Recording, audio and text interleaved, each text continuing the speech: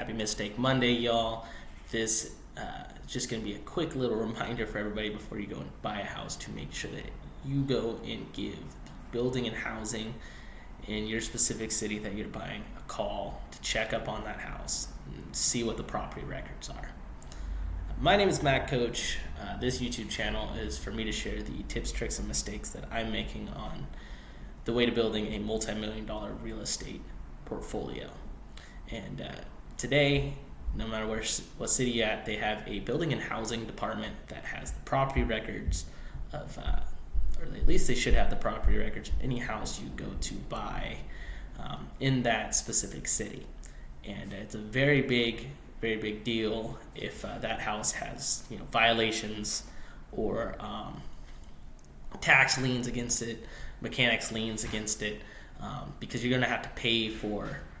You're going to have to fix the violations, and you're going to have to pay for those liens when you close the house.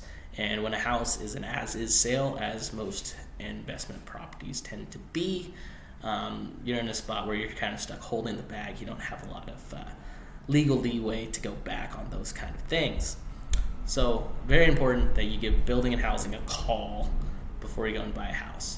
If you guys don't know where to find that, it's just a Google search away. I'll show you guys right here. All right, y'all. So if you're looking for building and housing, you just pop up the Google real quick and go, like, for instance, I'm in Cleveland, so Cleveland building and housing comes up pretty quickly, right?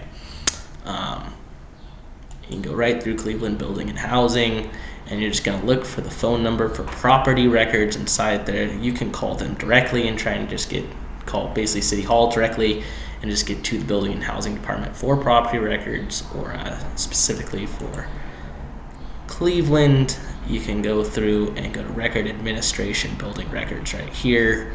They have a little email you can send to.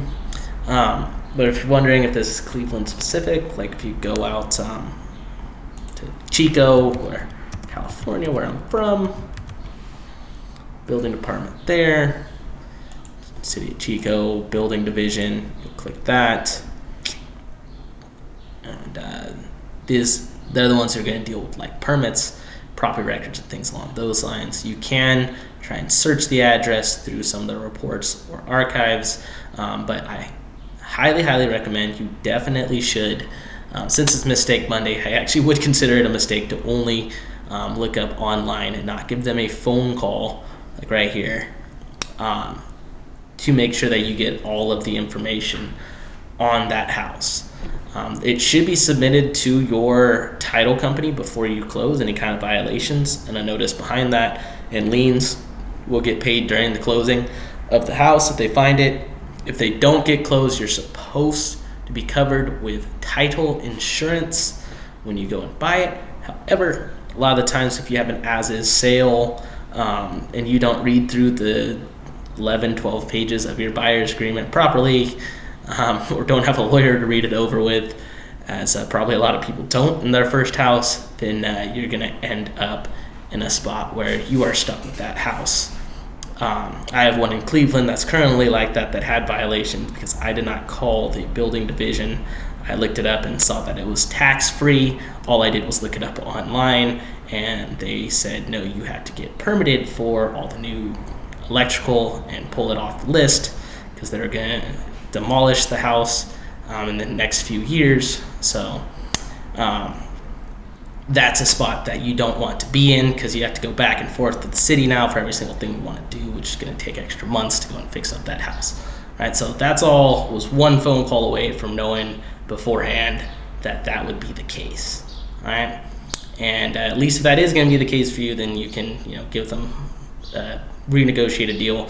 When do you want to do this? You want to make sure you do this during that inspection period of your house, where, if you guys aren't aware, you usually have a 1 to 2 week period before you close on a house where you get it physically inspected. So you pay an inspector to come in, and they're going to tell you things like, where is the electrical in good condition, are the windows in good condition, the roof, all those kind of things, or what condition essentially they're at. But also during that period, you want to make sure to do your due diligence. When you hear due diligence, this is what they're talking about, to call the building and housing and make sure that house has nothing that is going to scare you away from that deal. you don't want to be caught blindsided when you already own the house and have title, because then you got to fix the thing. Alrighty, so thank you all for tuning in for that, and make sure before you go and buy that house that you go and give that building division a call.